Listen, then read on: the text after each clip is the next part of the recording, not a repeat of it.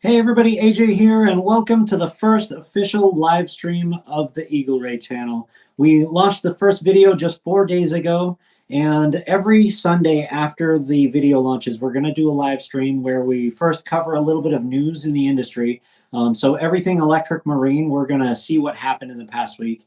Then we'll do a quick watch party of the video that came out a few days ago, where I'm going to provide some commentary, some behind the scenes stuff, kind of like the commentary you used to get on YouTube videos back in the 90s. Following that, we are going to look at the details of whatever giveaway is happening right now. And right now we're doing the Milwaukee angle grinder giveaway. So we'll look at the rules and eligibility for how you can win that. And then at the end, we'll do any questions and comments from people in the live chat. Honestly, right now, there's going to be some jank to this first one because I'm still figuring out how to stream. This is my very first attempt at it. And so I didn't actually share the link for this video with anybody in my following elsewhere on social media. So it's probably not going to be any questions at the end on this one. It's going to be nice and short and sweet. But that's the way I like it. I consider this kind of just like a practice run of how the live streams are going to go. But this will give you, if you're watching this after the fact, it'll give you an idea of how it's going to work in the future. So if you want to see a real one live, come check it out at 2 p.m. on Sundays. It's going to be every week, unless there's some scheduling issue in the way. So let's get into it. But before we start with the news, I want to draw your attention real quick to my channel name versus my handle name. If you look where it says Eagle Ray with capital E, capital R, no space in between. Very important that you guys watch out for that. So anytime you find me on YouTube in the future, everybody knows there's lots of scammers on YouTube these days. And so I don't want anybody to get tripped up by if somebody else creates an Eagle Ray channel with a space between the Eagle and the Ray, or maybe a lowercase r or whatever it is. Very easy to fake that name if you're not watching out for the exact spelling that I use on the real channel. So it's Eagle Ray, capital E, capital R, no spaces in between. That's the channel name. And the other funny thing about this is YouTube actually made it easier recently for scammers to trick you by launching this new thing called handles, which I think it was a good idea in spirit, but they executed it in a bit of a messed up way, in my opinion. So I reserved the Eagle Ray channel name about 6 months ago, in August, I think. And then about 3 months after that, they launched this new thing called handles, which if you look under my channel name, you can see it says @EagleRay1. That's the handle. It's like YouTube handles where you can put that at the end of the YouTube URL, youtube.com/@EagleRay1 to get to my channel. Now, why is it a 1? It's because YouTube gave away my handle to somebody else. They said that they would reserve a majority of handles for their creators, and I think what they meant by that was anybody who's monetized. So basically, anybody who's got a channel on YouTube that's not monetized yet, like my channel's brand new, of course it wouldn't be, they're pretty screwed because scammers went through the YouTube site the moment handles were launched, and they just scanned to see which handles were available for channels that already existed, and they stole them all. They parked my handle, Eagle Ray, and so I can't use it anymore. And I'm sure that happened to thousands of creators, but the thing is, with unmonetized creators, we don't even have a way to email YouTube. We can't even tell them that this is a problem. And so the only way I can fix it is by making the channel popular enough that then I'm allowed to talk to YouTube corporate, which is pretty ridiculous in my opinion. But you know, they're busy over there. They got millions of creators now, so I'm not going to worry about it too much. I just want my audience to know when you look for me online, channel name is Eagle Ray with capital E, capital R. The handle name right now is Eagle Ray with a 1 after it. And it's because of this whole fiasco with handles. When my channel's big enough, I am going to get rid of that 1. But it is going to take probably 1,000 subscribers before YouTube will even talk to me about it.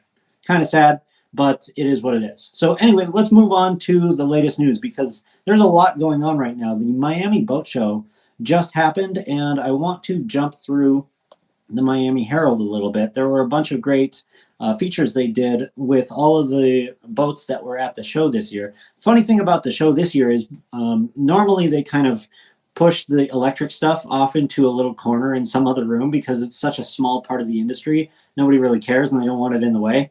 Because last year I think they said they had like 4 exhibits. This year they had 6 exhibits. So it finally got big enough that they can't put it in a closet anymore. So it's like just on the cusp of actually becoming an industry a little bit. I'm sure the motor and battery brands are kind of mad at me for saying it, but you know what? I want them to succeed. I love electric propulsion. I'm making this channel about it because I love tinkering with this stuff. So I'm happy to be the one to tell you that the industry is tiny, everything's way overpriced, and I just like to be honest about this stuff and clear the air between like electric vehicle companies and customers, because I feel like the communication lines are broken sometimes because of the huge discrepancy between how high the prices have to be and how little customers actually want to pay for this stuff. There's a huge gap there, and it's closing very slowly over time, and hopefully that leads to higher demand in the future, and I think it will. But in the meantime, we've only got 6 people at the Miami Boat Show who did anything electric, and I think 4 of them were electric boats. And I don't know if I saw any new electric outboards. That's really what I'm most interested in early on in the life of the Eagle Ray channel. But inboard stuff is cool too. So we're going to look at a few of the boats that just were shown off at the Miami Boat Show. The first one is a company called Hercules. I had never heard of them before. I'm not sure how long they've been around, but they are making an electric pontoon boat, and it looks pretty cool. The propulsion system is what I'm most interested in. You can see a picture of it right here. Make sure that it's visible on the live stream there. So the propulsion system has a drive unit right underneath the pontoon in the center between the pontoons. You have in this area toward the back, you probably have a giant electric motor.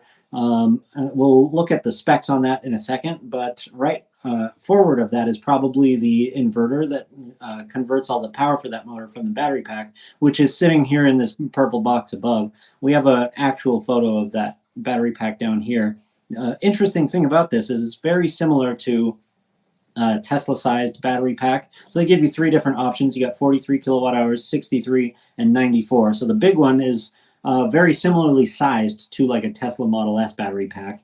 And the unfortunate thing about that, if you're not familiar with how electric works on the water, even with a big battery pack, if you throw anything into full throttle, it's going to eat that battery pack way faster than a car would.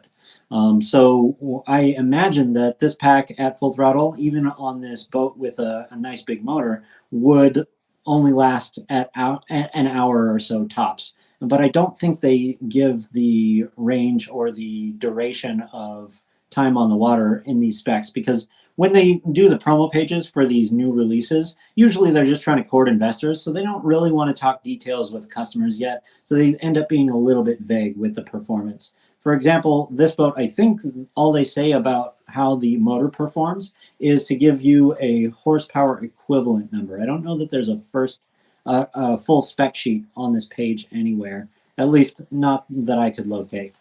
So 250 horsepower for an electric is quite a powerful motor, but we have to be very careful with this stuff because most of these electric motor companies are trying to pull the wool over our eyes a little bit with the horsepower numbers. There's a way that they kind of trick you into thinking that it's more powerful than it is. I'm going to make a whole video about that, so we're not going to go into too much detail there. But basically, anytime you see this equivalent number, you should watch out, because that probably means it's not actually 250 horse. It's something quite a bit less than that. And if you run the numbers from the spec sheet, you'll see what it actually is.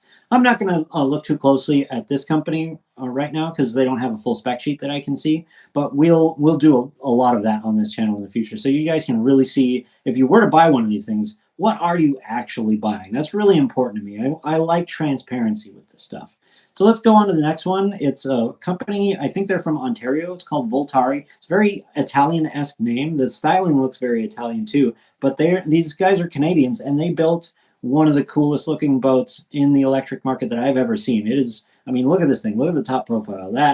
It's a Batmobile on the water. I think there's like a Batboat in the Batman franchise. It's the Batboat, basically.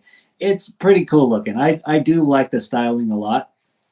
And the performance is even better. I think this boat, if I remember it, has the most powerful electric inboard on a boat this size I've ever seen. This is a 26-foot boat. And look at this power. 550 kilowatts peak. Wow. Wow, that's a powerful motor. Yes, please. Let's do more of this in the industry. Let's see some super powerful electric motors go into these boats. Still got to be careful though. They're not using the equivalent number on the horsepower, so they're in theory not necessarily exaggerating this horsepower too much at first glance. But you got to be careful because that's not the only way these companies exaggerate. Check this out. When it says peak power 550 kilowatts, you can easily do the math from kilowatts over to horsepower to confirm that they gave you an accurate horsepower number. And in this case, they did. But the peak power is the key sneaky bit that they're using to exaggerate here. Because peak power, if you're familiar with electric, peak versus continuous, very different things. And what they mean when they say peak is when you throw it from 0 into full throttle, it'll jump to a ridiculously high amperage rating for a second or two. And then it'll level off to a much lower continuous rating after that, which means that between peak and continuous, it's like 0.001% of the time you're going to be at peak, and then 99.99999% of the time you're going to be at continuous power ratings. So the saying that this motor has a peak power of whatever is disingenuous in my opinion, because it really exaggerates the capability of the motor by sometimes like 30 or 40%, because it's only going to be at that power for a second and then it's going to fall back to something way lower for its regular operation for most of the life of the motor. So why don't they just give us the continuous rating? Well, because it makes them look better if they say the peak instead, right? So this horsepower number they gave us, 740, that sounds giant. But it's not the real horsepower number in my opinion, because they need to give us the continuous and not the peak. So if they gave us the peak, I think I ran the numbers on this so you guys don't have to. It's something like, and this is just a guesstimate, we don't actually know the continuous because they didn't give it to us.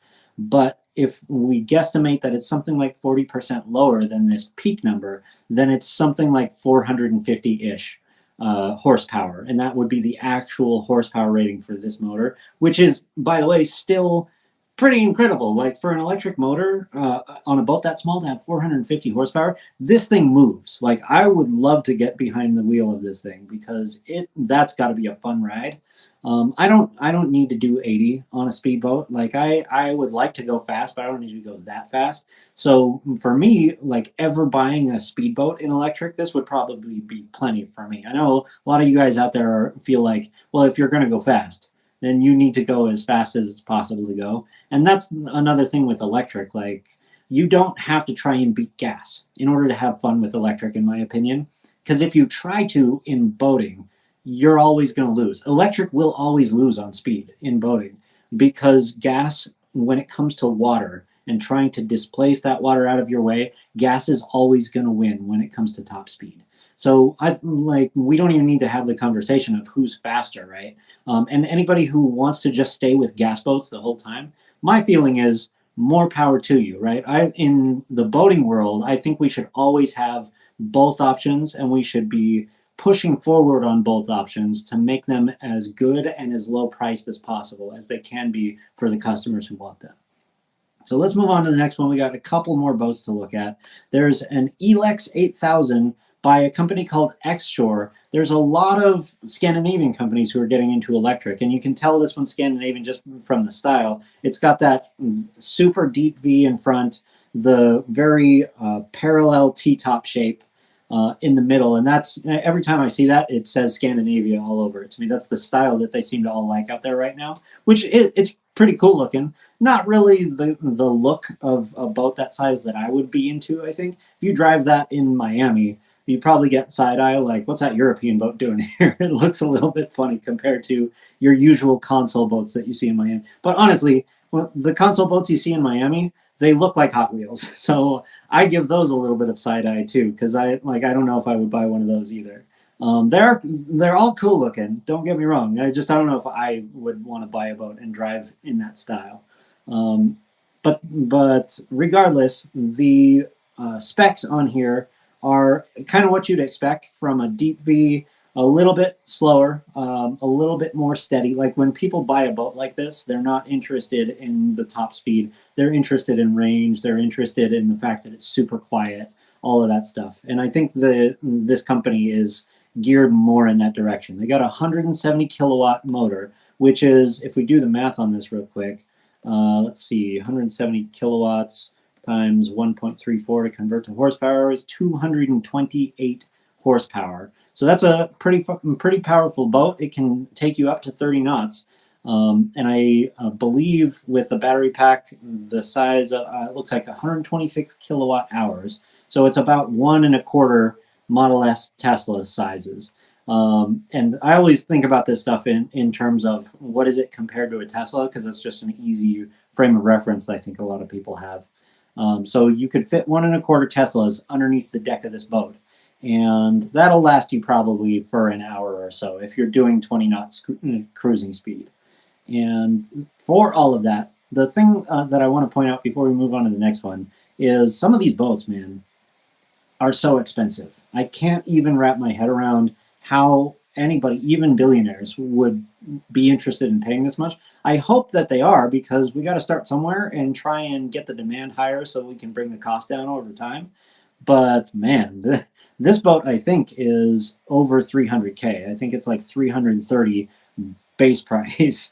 And I mean, you can buy a catamaran for that. So, and this thing's like mid 20s. I can get a 40-foot catamaran used for around that same price. That is pretty nuts. Like, I would definitely go to the catamaran and convert it to electric myself way before I'd buy a boat like this. But if you're a billionaire and you just want to go green and have a nice quiet boat on the Mediterranean so you can enjoy the environment more, totally worth it, I guess. I just hope that these boats come down in price one day, because they're crazy expensive. Chris Craft has been making boats for decades. They just launched an electric concept. They're not manufacturing this boat, but they have a 25-foot, what they call the GTE. They didn't really list very many specs. I haven't watched the video, so we're going to kind of gloss over this one, but I just wanted to point out, oh, here we go. We got a few specs. 50 mile per hour top speed, it's pretty fast. 2-hour battery life, which I assume is not the life that you get at full throttle. This is another thing they do that's a little tricky. They say it's 50 mph top speed, but right next to it, they say it lasts for 2 hours. And it's like, at top speed though? Probably not. So I would really like to know, is this 2 hours battery life, is that the approximate cruising speed? So like half speed, you get 2 hours. And then if you throw it into full throttle, is it more like 35 minutes? Because that's often what happens with these tricky spec sheets. They're spec sheets. They give you the specs they really want you to see. But to be fair, Chris Craft is a highly reputable company, makes great boats. The style of this one looks a little bit meh, in my opinion, compared to what else we've seen at the show. But I love the effort. I love that companies who have incredible pedigree in just building boats in general are starting to explore an electric. I love it.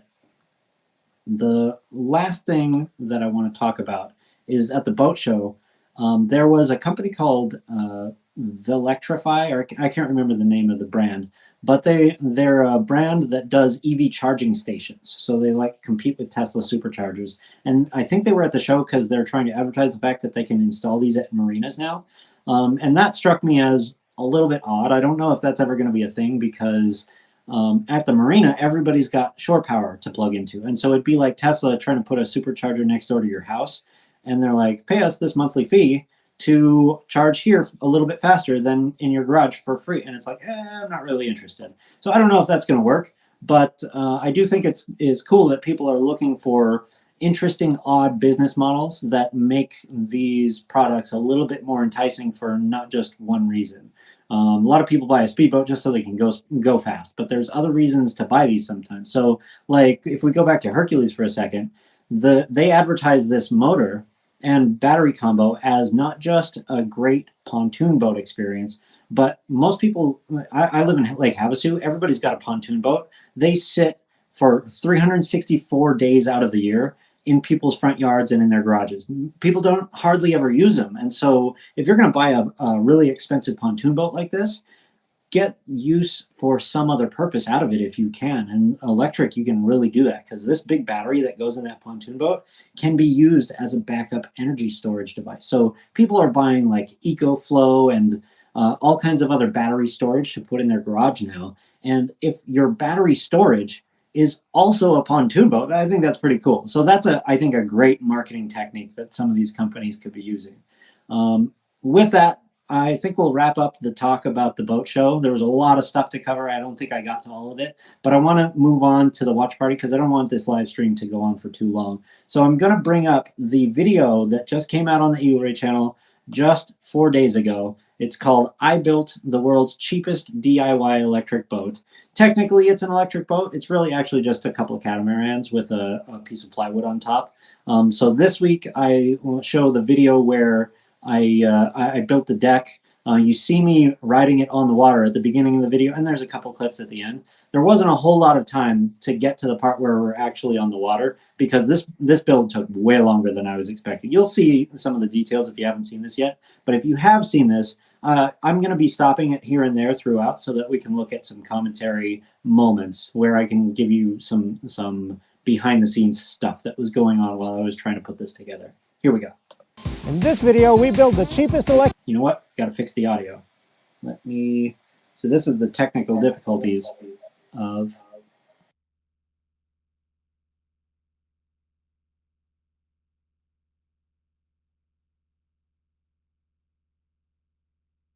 In this video, we build the cheapest electric boat that money can DIY.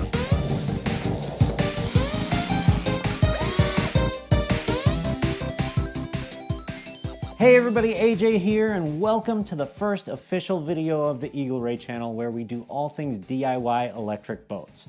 Marine motors, batteries, solar panels, you name it, if it's got volts and it's on a boat, you're in the right place. Recently, I moved to Lake Havasu because I wanted to fulfill that lifelong dream of being near a big body of water so that I could get out on a boat regularly. Only problem was, I didn't have a boat when I got here. Now, I've since begun the process of acquiring several boats so that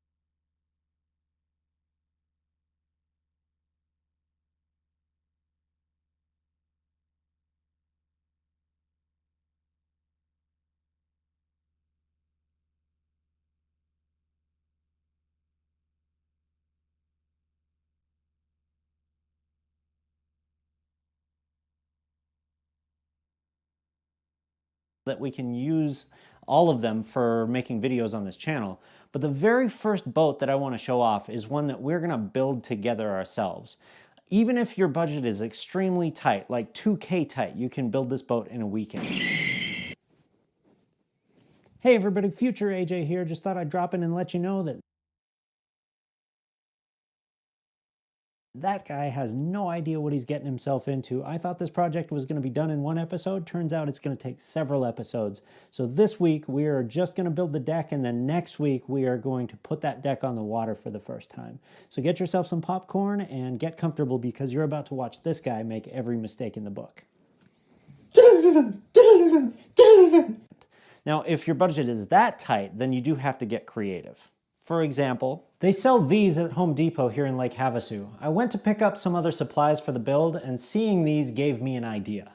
I tried to build a boat made of hardware store supplies last year. It really didn't go well because it involved fiberglass, and fiberglass is really finicky.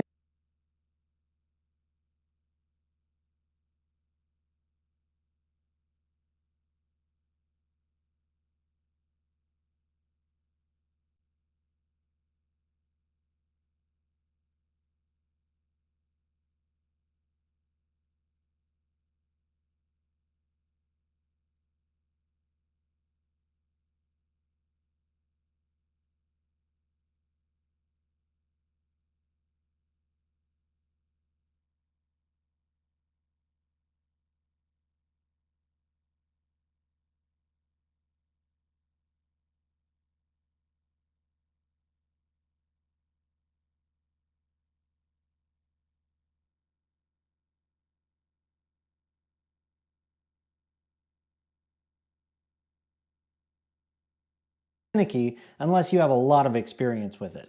I might try my hand at fiberglass again one day, but right now I really want something simpler. What about this though? My new boat could sit on top of plastic pontoons slash kayaks slash pontoons. They're either. They're both, why not? That'll be way easier than building a fiberglass hull from scratch. With two of these kayaks, it's kind of perfect because they're the same length as a plywood sheet, and they have these 4 scupper holes in a rectangular shape, so we can run rigging lines through those and then lash both of them to the deck above. So they kind of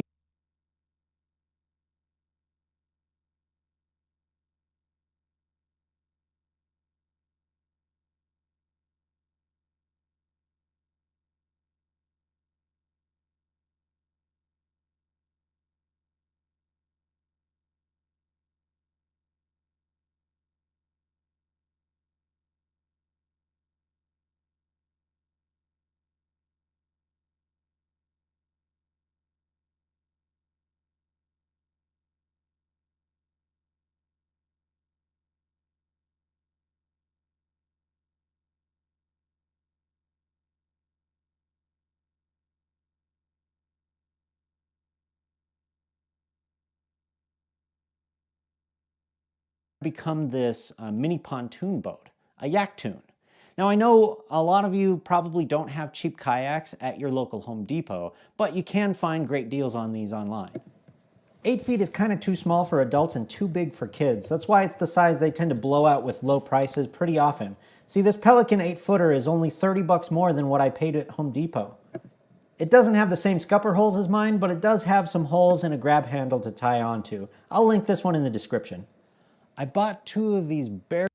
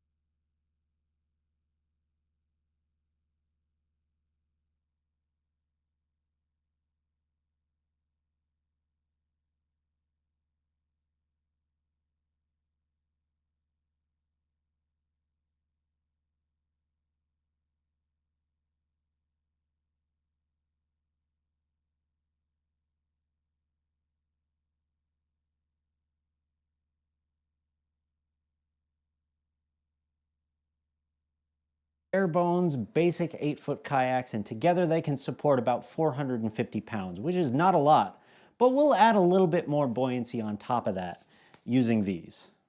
I bought these 10-foot PVC pipes at 4-inch diameter. I think we'll cut these down to 8 feet so that they fit under the deck. These are going to act as spacers between the deck and the hulls, but we can seal them at either end to make them waterproof for more buoyancy. We can't have the deck too close to the water. These kayaks have a very shallow draft, and 2 of them will handle the weight that we're putting on top, but just barely. So under decent motor speed, their noses are likely to take on water as they kind of dip down. But that's okay because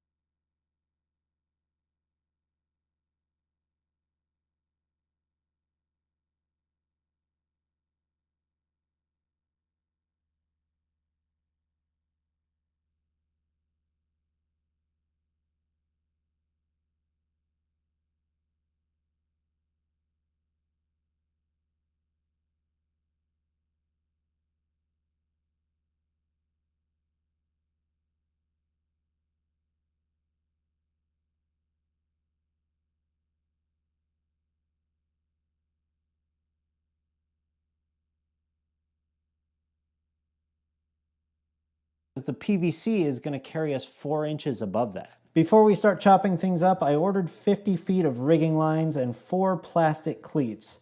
This boat is going to be super light, so I don't think we're going to need any steel hardware to tie off at the dock. But while we're at it, I need a few other things as well, including nav lights and retractable wheels.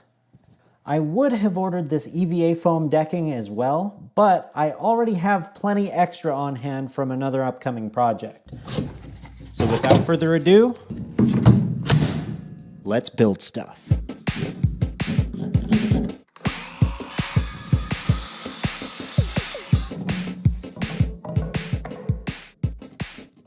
This piece is going to become the stringers, but Home Depot gave an extra 8 inches on top of the 8 feet we had. So I'm going to cut off that 8 inches, plus I need to cut off 6 inches from each side to make room for the pontoons.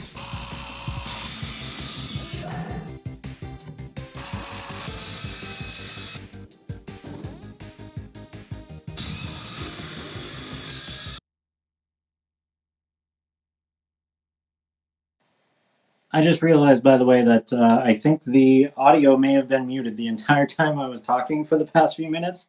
That's frustrating, but you know, like I said, there's going to be some kinks in the first live stream. This is why I didn't invite anybody to the first stream, because it's like kind of a test stream to make sure all of this works okay.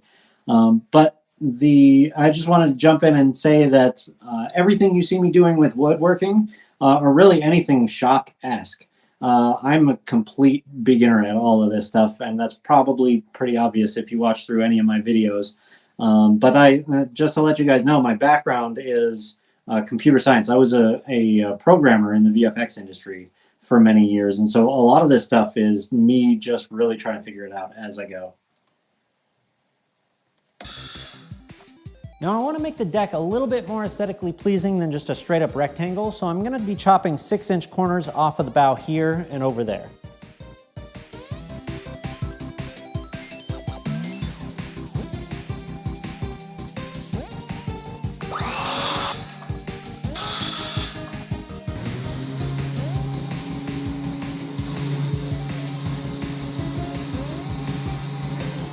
Gonna get a fresh one.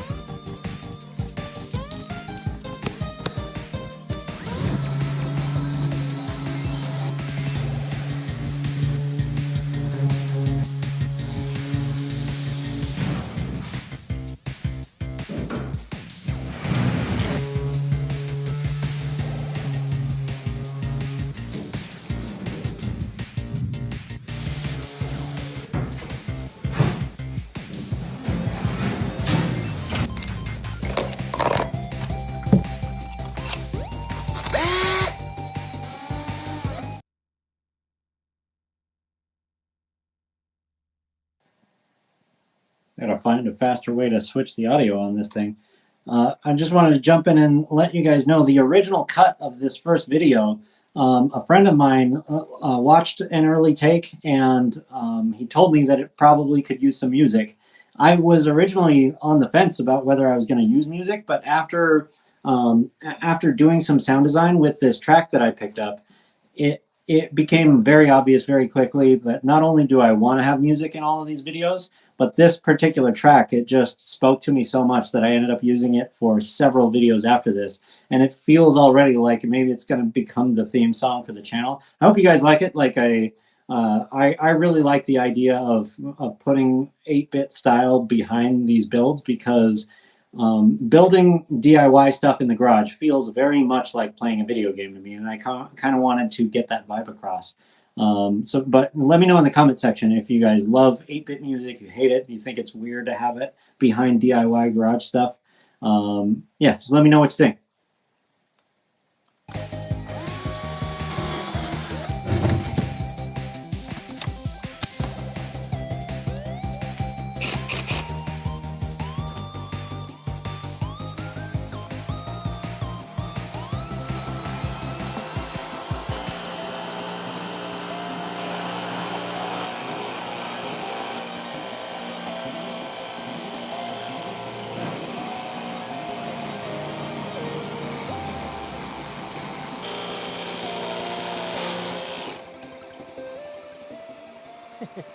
A much bigger cut than I wanted.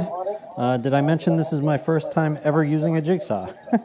we've got 3 boards, 1 for each side, made of 2x4s. I need to mark and then cut these so that they line up with this angle here. Right. Let's just test fit this PVC pipe right now. So obviously these are a little bit on the long side right now, but I'm gonna chop them right about here. I was thinking I would only have 1 PVC pipe on each side, and so these stringers are way too long.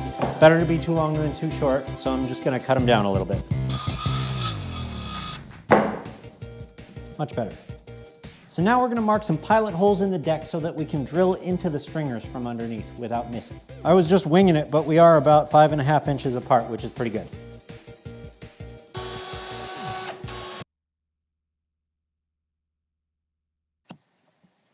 So I had a whole bunch of people online when I first launched this video a few days ago tell me that you probably used the wrong type of plywood, and I completely agree with that. My experience so far with this boat has been, I've been on the water a dozen or so times with the boat so far, and it's way too heavy. It really feels kind of sluggish, honestly, for a few different reasons, but one of the main ones is I bought a 3/4 inch plywood sheet. And looking back now, I could definitely have gotten away with just cutting that down to a 1/2 inch sheet. With these stringers, the way I set them up, it would have been way stable enough, I think, at 1/2 inch. And I got some advice from some people online that basically I could have gone with much smaller stringers too, and it still would have worked just as well. So I will be trying like revamps of different types of decks to put on these kayaks in the future. And the way I set it up, it's going to be very modular so that we can kind of like Lego swap different styles of deck on top of this thing. That's kind of the idea. I want everything to be very modular so that we can make lots of videos with a collection of the same tools and just mix and match. We're going to get under there and make room for the heads of the screws that are about to go in there. That will allow the screws to sit flat on the deck once we flip it over.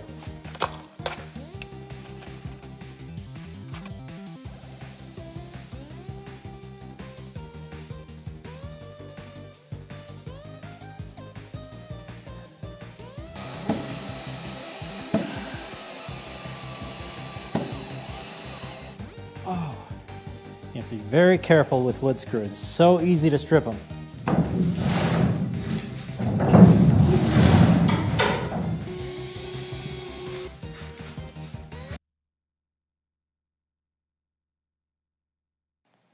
This part drives me nuts because every time I see it, and most of the people I showed the video to don't even notice, but you know, when you're too close to something, you see all the little details that drive you crazy, and probably they're subtle enough that they just go by for everybody else. This particular shot, and it comes back a few times, if you look closely, you can see like right about where my body is and over where the cabinets are, there's just schmutz all over the lens.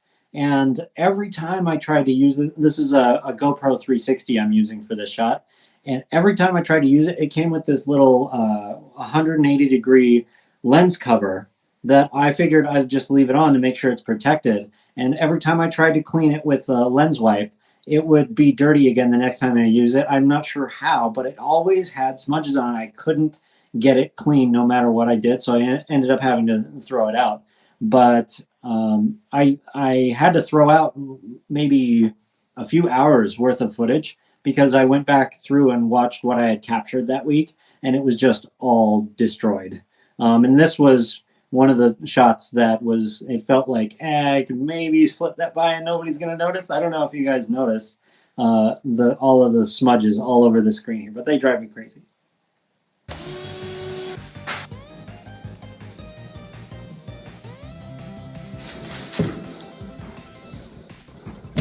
Whoops.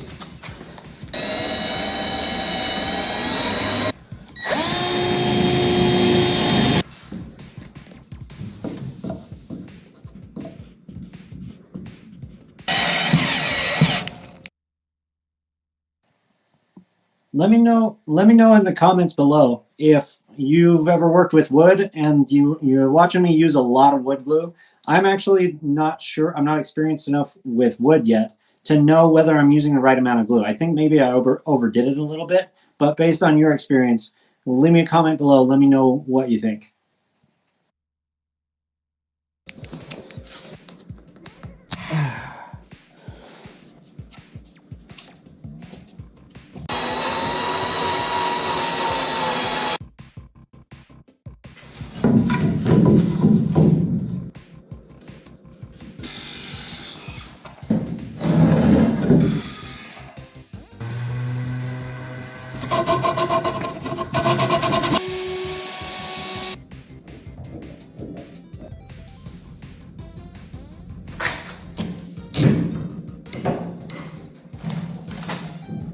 It is time to waterproof this deck.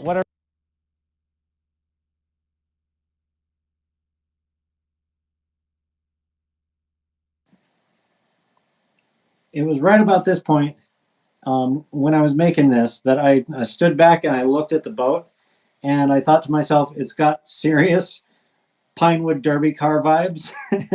And I kind of love that. Like when we would do Pinewood Derby when I was a kid, it always ended up looking something like that for some reason. And that I when I saw that that's the shape that it was taking, I was like, yeah, I'm not going to change it from there. This is the exact look that I'm going for. I want it to feel, as soon as people see it, I want them to understand, oh, he built that in his garage. He definitely built that in his, this is not a professional boat and it's not supposed to look like one. Whatever you've got at your hardware store is probably fine. It's very convenient to use Total Boat Epoxy because they send you the 2 different compounds in correctly sized containers so that all you have to do is pump the number of times that it says on the container. So you pump this one 5 times and this one once, and then you stir with a stir stick and you're good to go. You want to have a respirator because you do not want to be breathing this in. You definitely want to have a lot of these on hand. Of course, you want a disposable container because this thing, once the resin dries inside it, it's going to be ruined. So you don't want anything permanent. So I did 20 pumps there, I need 4 pumps here. Didn't really get 4 full pumps, I'm going to do a little extra. There we go.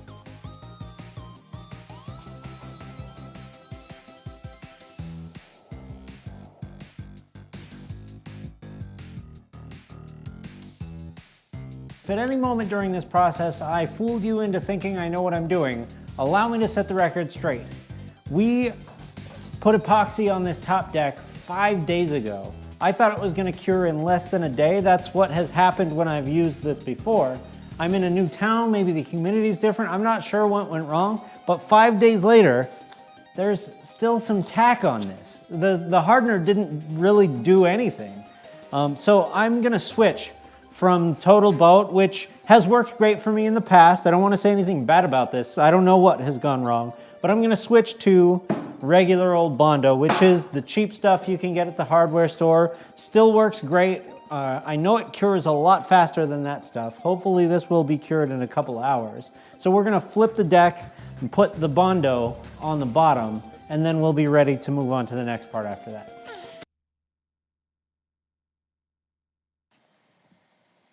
I'm pretty sure what happened there after watching this back a few times. I think that the Total Boat Epoxy got messed up because of all those air bubbles I had in the hardener. You could see as I was pumping, it was, even after I finished an extra pump, it still, I think, added up to only something more like 3 pumps.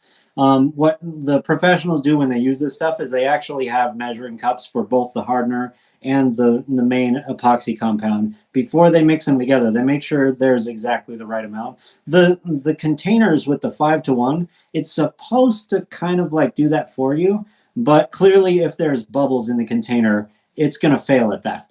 And so I think in retrospect, what I would do next time I use that stuff is make sure that I have measuring cups for everything that I'm doing. I hope that that would fix it, because I have used that exact same canister of Total Boat on that project from last year, and it worked great. It cured very rapidly.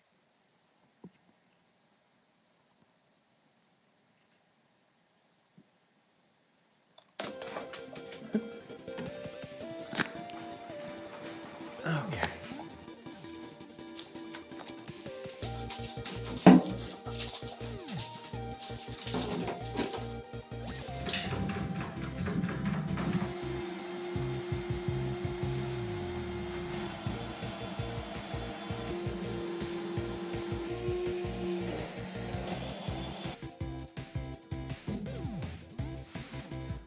These scupper holes, by the way, you don't need those if you're not going with rope. I drilled, I think, when you're going over a 90-degree edge, 20 like holes I'm about in the to, deck in order stuff in to particular, I don't route know all if the higher rope from quality foam the is any better, kayaks but up this through the stuff deck has and an back adhesive down and backing around the PVC that pipe will and all of not that. hold up Ended up across this replacing edge. So what all I'm of gonna that do eventually. You'll is use see some clamps exactly why in and an here, upcoming video. so I can get But both of those the angles amount of nice time and that I tight, spent and on just I'm getting gonna those reinforce holes the right side was pretty with some extensive wood glue. because not only did I have to get all the holes in the right place, but I actually had to buy these really beefy, I think the brand is called Herco. They're two-sided grommets that would allow me to route the rope through and kind of hold it in place. And those ended up not being used at all. So I just have a bunch of grommets for other stuff I guess I could use to mount in the future.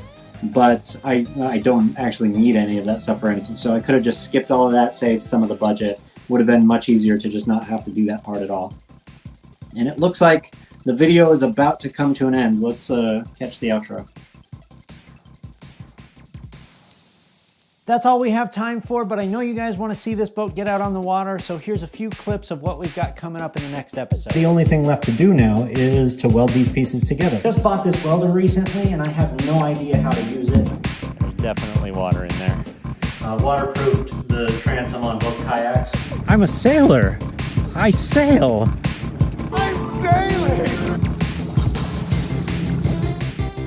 Thanks for watching the first episode of the Eagle Ray channel. Subscribe and hit that bell button so you don't miss episode 2. And also, I'm doing a live stream every Sunday at 2 p.m. Pacific time, where right now I'm giving away this Milwaukee angle grinder as soon as we hit 1,000 subscribers. This was my first power tool. Mine's hanging right over there. This is not a sponsored video, by the way. This is just my recommendation for the very first tool you should buy if you want to become a maker. So subscribe, join the giveaway, come join us in the live stream, and until then, I hope that you boat safe and enjoy your time on the water.